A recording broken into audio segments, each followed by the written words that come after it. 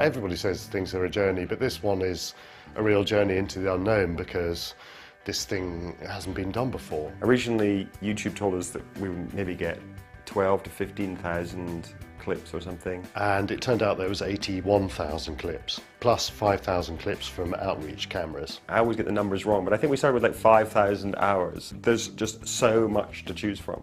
And in fact, that's been the pain, that's been the agony of the last few weeks, is saying, you know what, we just don't have room for that. Or we can't find a place where that fits into the structure. The scale of it is far bigger than anybody expected and has dealt with before. We had to sort of invent everything as we went along. To start with, Joe, the editor, and I couldn't even watch all these clips. You know, this is 5,000 hours of clips.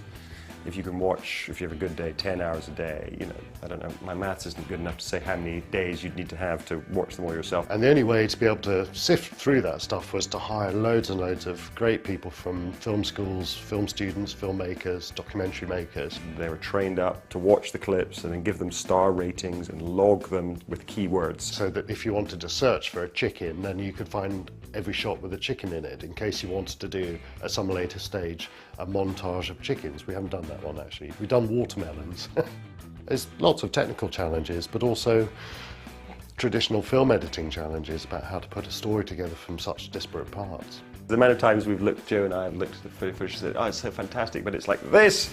Oh no! Everyone will be sick in the cinema if we use that. My analogy for this is a little bit like looking at a giant field of rubble, and you're looking for buttresses because you've got to make some kind of cathedral. You've got to make Salisbury Cathedral, and you suddenly see something that links with something else, and then you start to get a story going.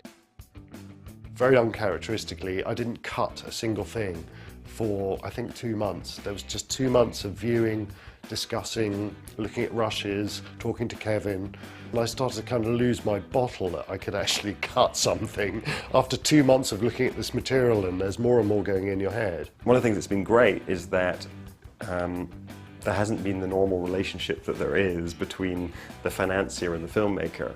There is the relationship which is effectively, you've got to make a film that will make back this amount of money, otherwise I'm going to lose my money.